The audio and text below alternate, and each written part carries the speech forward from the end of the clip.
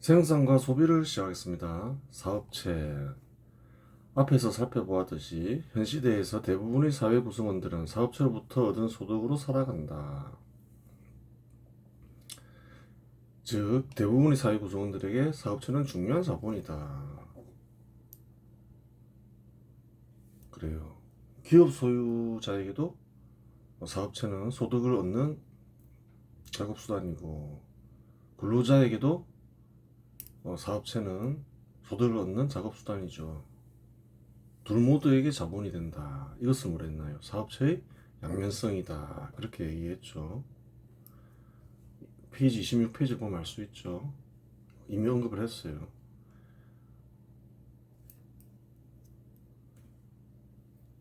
실상 정부 역시 사업체와 사업체에 참여하는 구성원들이 세금으로 운영되니 사업체는 정부에게도 중요한 자본이다. 정부에게도 중요한 자본이니까 어떻게 되나요? 공직자들에게도 중요한 자본이 되는 거죠. 소득을 얻는 작업수단이 되는 거죠. 그래요. 사업체의 중요성을 잘 알아야 되는 거예요.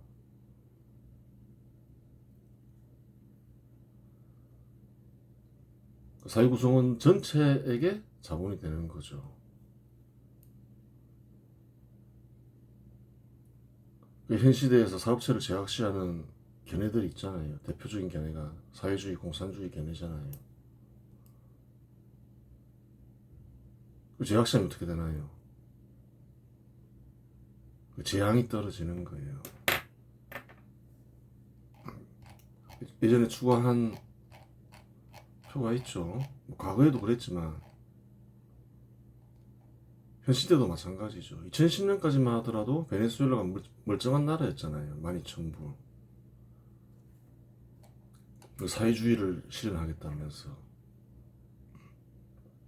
사회주의에 가까운 포퓰리즘 정책을 실시하다가 어떻게 됐나요? 그 결과를 보라는 거예요. 2012년까지만 해도 멀쩡했죠. 2013년부터 어떻게 되나요? 11,000불, 8,000불. 한국은 조금씩 성장하는데 그래도 2015년에 4,000불. 그래요. 2017년에 50불. 그 사업체를 제약시한 결과인 거예요. 그 사업체에 대한 이해가 부족한 거죠. 그 베네수엘라 사람들은 수백만 명이 탈출하고 나라를 쓰레기통 뒤지게 되잖아요. 그런 결과가 왜 일어났느냐? 사업체는 대부분 사회 구성원들에게 소득을 얻는 자본이기 때문에 그런 거예요. 그릇된 견해에 사로잡혀서 미치광이가 돼가지고 이런 자기 개인적으로도 불행하고, 만약에 그런 사람들이 세력을 이루어서 권력이라도 잡게 되면 대재앙이 일어나는 거죠. 사회주의 공산주의 정책을 실시한 모든 나라에서 발생한 일이죠. 베네수엘라는 최근의 일인 거고. 그래요. 사업체에 대한 잘못된 이해. 그때 이제 여러 산업 분야에서 사업체들이 크게 성장을 했죠.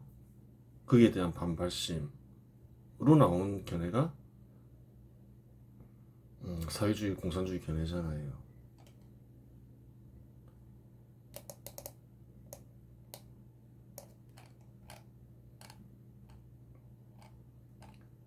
보겠습니다. 사업체는 중요하죠. 잘 이해를 해야 되는 거예요. 깊이 있게.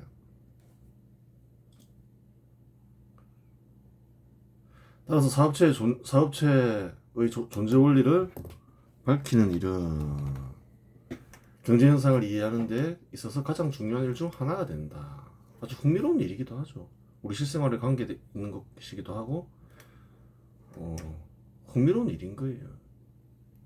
사회에 관심 있는 사람들에게는, 관심 없는 사람들에게는 지루하겠지만 중요하면서도 흥미로운 일이죠. 개인이나 집단은 소득을 얻기 위해 작업수단을 투입하며 일할 수 있다. 그래요. 이런 일은 어떤가요? 작업수단을 투입해서 일해서 소득을 얻는 것.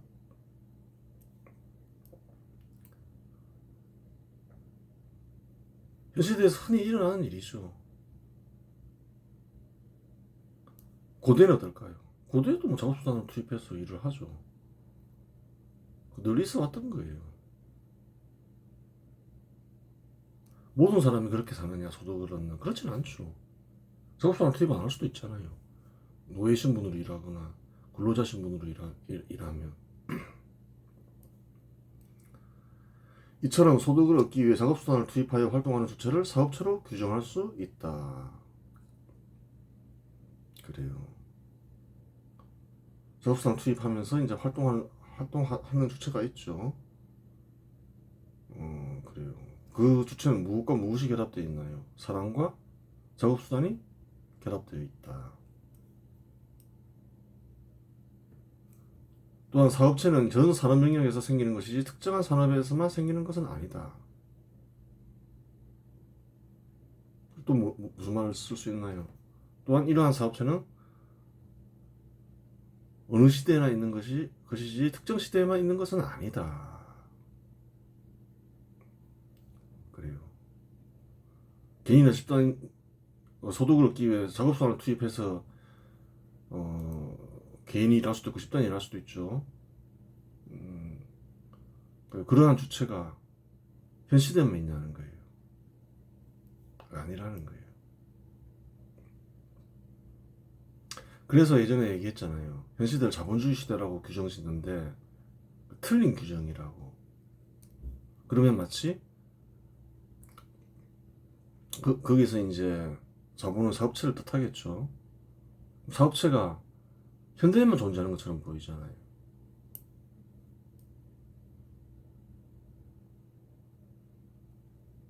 그 틀린 규정, 틀린 시대 규정이라고 얘기하는 거죠.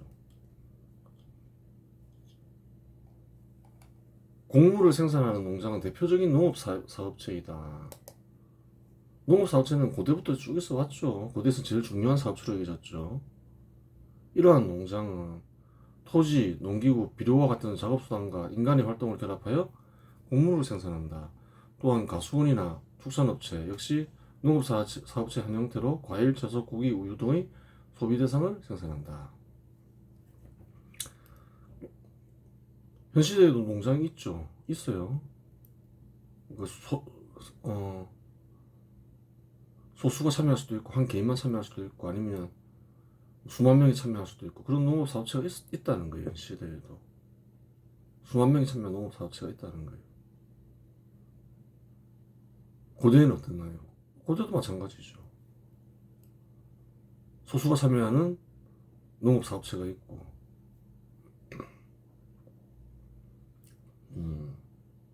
그래요. 수천 명, 수만 명이 참여하는 농업사업체도 있죠. 대지주 같은 경우에 있었죠. 차이점은 뭔가요? 현 시대와 고대 운영 방식이 다르고 현 시대에서는 이제 신분제도가 부정되니까 노예를 통해서 그래요. 운영되지 않죠. 그런 건 사라진 거죠.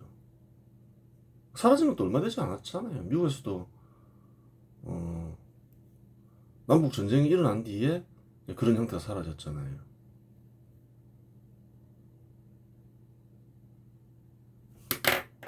그 미국 남북 전쟁은 언제 일어났나요?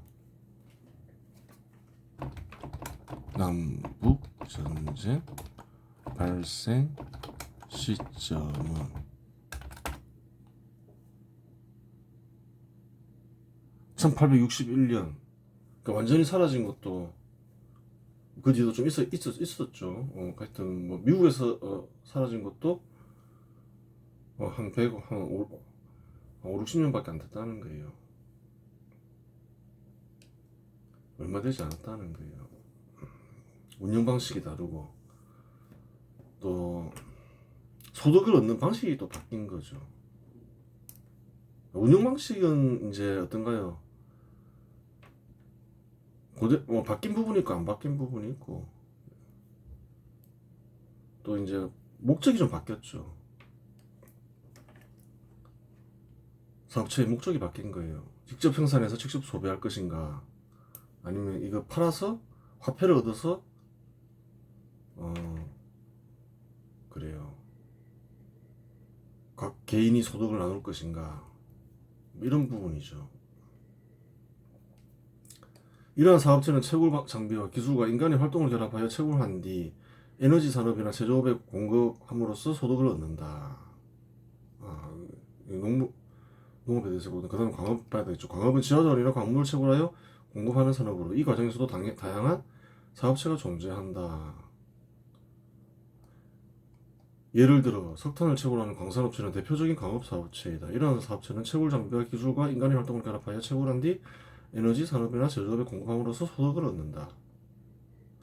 또한 금속 광물이나 비금속 광물을 채굴하는 사업체도 있으며 이들은 공업에 필요한 광물을 공급함으로써 소득을 얻는다. 그렇죠. 근데 광업에 종사하는 사업체도 고대나 현대나 마찬가지로 있죠. 광업에 종사하는 사람들은 그래요. 사업체는 농업에 종사하지 않잖아요. 농업에 종사하는 이들로부터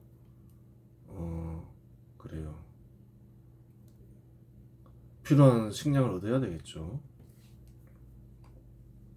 현 시대와 형태가 크게 다르지 않을 수 있어요. 농업은 좀 달라도, 많이 달라도. 물론 다른 면도 있겠죠.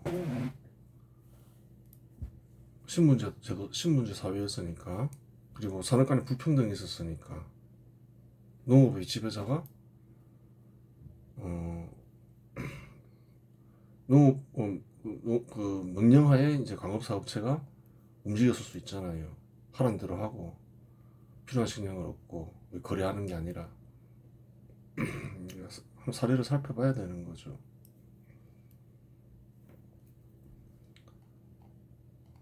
공업은 광업에서 생산된 원료를 가공하여 다양한 제품을 생산하는 산업으로, 광업에서 채굴된 어떤 원료를 가지고서 이제 가공을 해서 제품을 만들어내죠. 가장 다양한 형태의 사업체가 존재할 수 있다.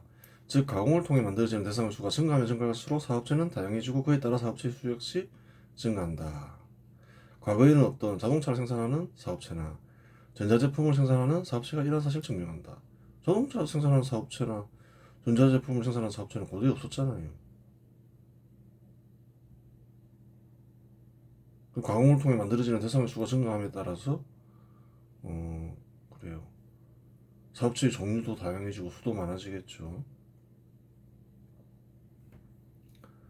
공업에 종사하는 사업체는 다른 산업에 종사하는 사업체나 사업체 구성원, 같은 산업에 종사하는 사업체나 사업체 구성원에게 생산물을 공급함으로써 소득을 얻는다. 좀 어려운 말일 수 있어요. 근데 예를 들면 나중에 자세히 다루긴 할 건데 어떻게 살아가는지 잘 보라는 거예요.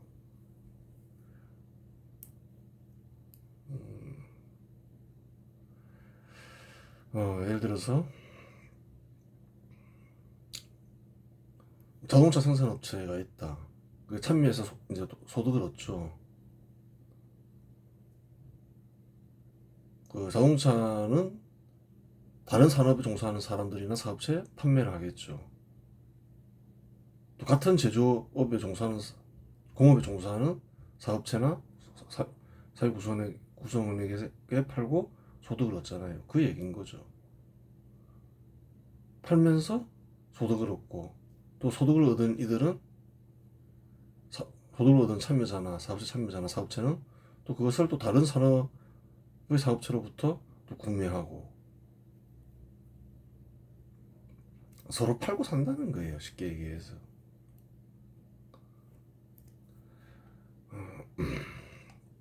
상업은 생산자와 소비자를 연결하는 산업으로 이 과정에서 다양한 사업체가 활동한다. 생산자와 직접 접촉하는 도매업체는 대량으로 상품을 구매하여 소비자를 직접 접촉하는 소매업체에 공급함으로써 소매업체는 다양한 상품을 소비자에게 제공할 수 있다. 현 시대에서는 도매업과 소매업이 결합하는 성향이 나타나고 있다. 과거에는 이제 도매업과 소매업이 나누어져 있었는데 대규모 소매업체가 생기면서 동시에 또 도매업도 겸하게 되는 거죠. 수많은 소비자들을 상대하는 대형마트나 대규모 전자상거래업체는 생산자와 소비자를 동시에 접촉한다. 그러니까 도매업도 하면서 소매업도 한다. 그런 경우도 나오더라. 그래요.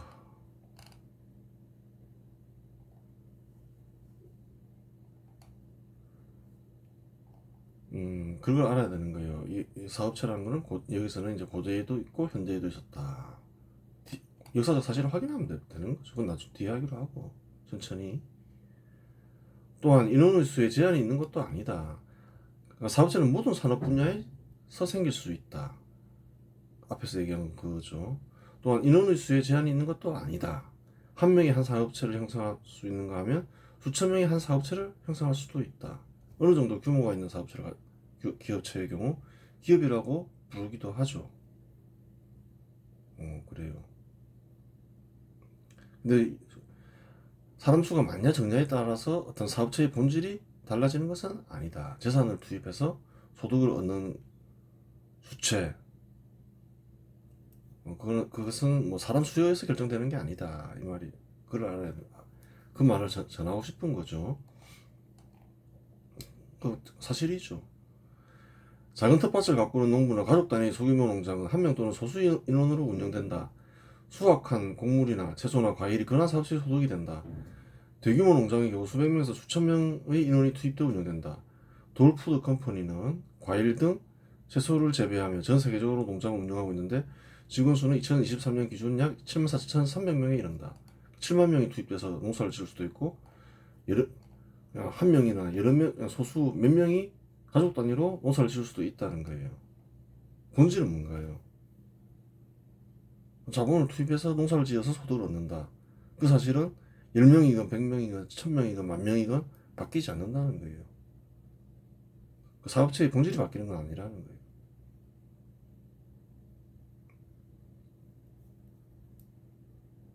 사업체가 잘 되면 한 몇 명에서 시작했는데도 세월이 흐르면 수백 명, 수천 명이 되잖아요. 같은 사업체인데.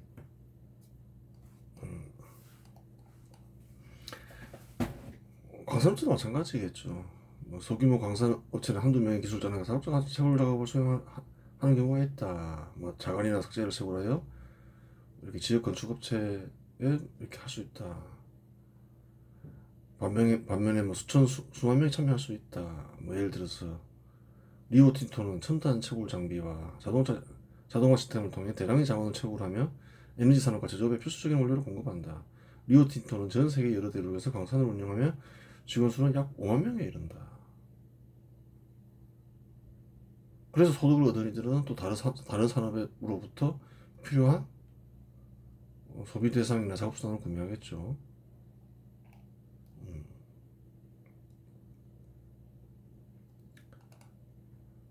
제조업체도 마찬가지다. 똑같은 말이겠죠. 특정 지역에서 수요의 가구를 제작하여 지역 삼성경에 공급하는 제조업체는 이런 사례에 해당한다. 고대에는 다 소규모 제조업체였겠죠. 현 시대는 이제 대규모 제조업체가 생겼지만 이들은 주로 지역 사회의 수요를 충족시키며 맞춤형 제품을 제공하여 고객의 다양한 요구에 대응하여 소득을 얻는다. 대시 들어가면 어떻게 되나요? 제조업체 규모가 굉장히 커지죠. 대규모 제조업체는 수천 명의 근로자를 동원하여 자동차, 전자제품, 가전제품 등의 대량 생산을 수행한다. 수천 명, 수만 명의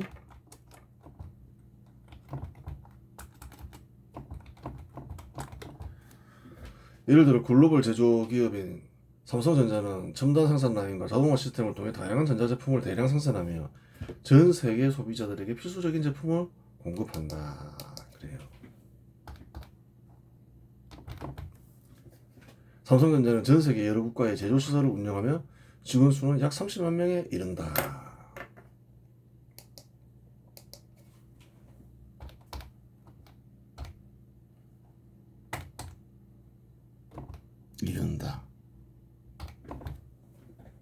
그 대규모 이런 제조업체가 생기니까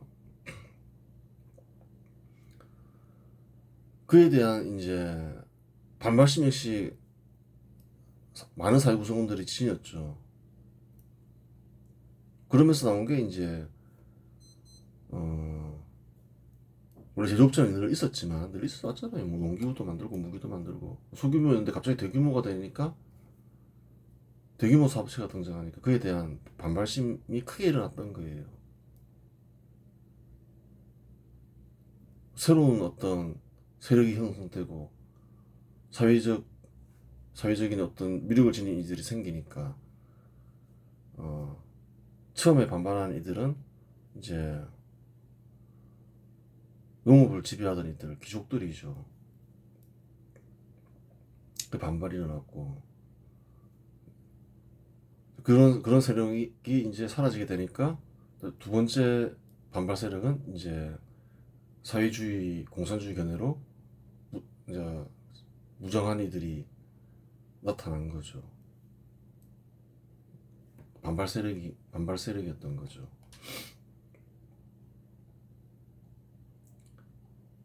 한국에서도 반발 세력이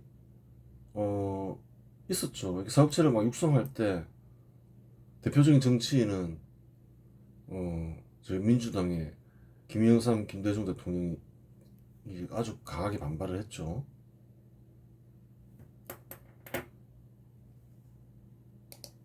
한번 볼까요? 누가 했었는지?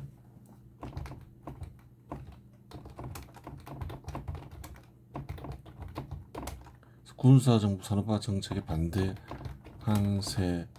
세력에는 어떠한 이들이 있었나?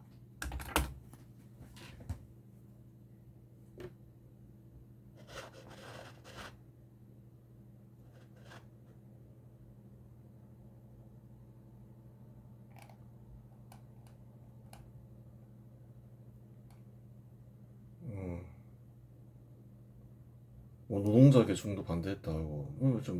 아니 좀 잘못된 거예요. 당시 이제 노동자들은 농촌에서 이제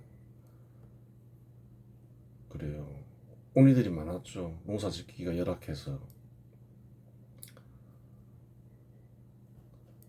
아니면 농토를 얻지 못해서 그런 이들이 많고 또 농민도 반대했다. 다 지식인과 학생도 반대했다.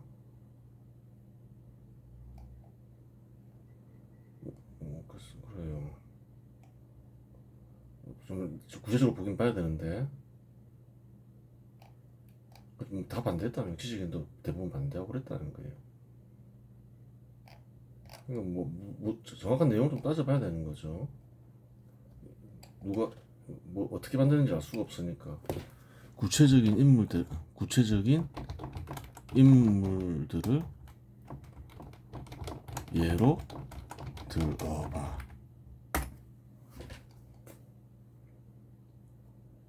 김대중 대통령이죠. 반대했다잖아요. 김영삼 대통령도 반대했다잖아요.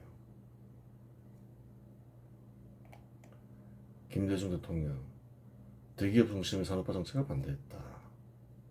김영삼 하여튼 뭐 반대했다. 그래요.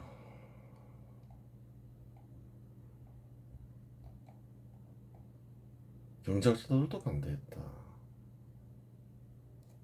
백남훈 누군지 잘 모르죠. 환경운동가도 반대했다. 하여튼 그랬다는 거예요. 반발 세력이 있었다는 거예요.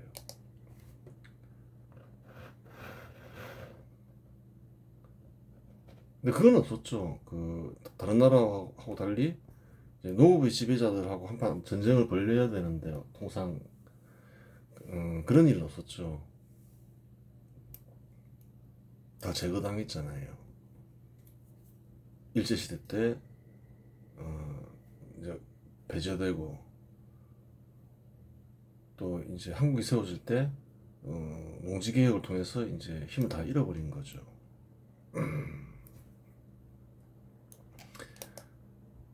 상업도 마찬가지죠. 우리 흔히 보죠. 그 상인들 한두 명이서 운영하는 거, 식료품점 이런 거 흔히 볼 수 있어요. 근데 대규모 상업체도 생기는 거죠. 사업체, 상업 종사하는 사업체가 생기는 거죠. 수천 명의 직원과 글로벌 네트워크를 통해 대규모 유통 및 판매를 수행하는 사업체도 생기더라. 예를 들어 글로벌 유통기업인 아마존은 첨단 물류센터와 자동화 시스템을 통해 수백만 개의 상품을 신속하게 배송하며 전 세계 고객들에게 편리한 쇼핑 경험을 제공한다. 아마존은 전 세계 여러 국가에서 운영되며 직원 수는 약 150만 명에 이른다. 그래요. 살펴보았듯이 사업체는 모든 산업 영역에 존재하며 참여하는 인원수에 제한을 받지 않는다. 이러한 사업체는 고대나 현대에 항상 존재해왔던 것이지 현 시대에 갑자기 생겨난 것이 아니다. 늘 있어왔다. 한두 명이서 하다가 한 서너 명이서 하다가 수천 명 수만 명 이사 하니까 그게 다른 것처럼 보일 뿐이라는 거예요. 두 명이서 운영하는 사업체는 사업체 종사하는 상인은 상인이 아니고 수천 명이 종사하는 사업체 종사하는 그래요. 사업체 참여자들만 상인이냐는 거예요. 그런 게 아니라는 거예요. 그 잘못된 그래요. 그 불륜 거죠. 10명이 운영하건 1000명이 운영하건 10,000명이 운영하건 재산을 투입해서 소득을 얻는 주체는 사업체이다. 그래야 현 시대와 고대 다 이해가 된다. 미래도 이해가 되겠죠. 한 1000명쯤 일해야 사업체고 한 10명쯤 일하면 사업체가 아니다. 그러면 고대에는 사업체가 없게 되는 거죠. 10명, 100명에서 운영하는 상업에 종사하는 회사는 사업체가 아니고 한 10,000명쯤 종사해야지 사업체인가요? 그렇게 나눌 수가 없다는 거예요. 잘못된 규정에 의한 잘못된 이익인 거죠. 그리고 이번 시간에서 마치겠습니다.